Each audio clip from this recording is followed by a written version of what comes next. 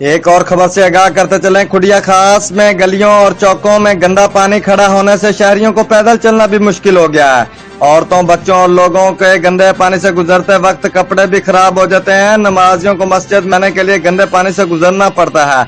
गली मस्जिद राजपूता वाली गंदे पानी से भरी पड़ी है। बल्दिया खुडिया का अमला पानी को निकालने की तरफ कोई तवज्जो नहीं है। गंदा पानी खड़ा रहने पर मच्छरों की तादाद में इजाफा हो रहा है और मुख्तलिफ किस्म की बीमारियां जिसमें खास तौर पर डेंगू मलेरिया फैलने का खदशा है।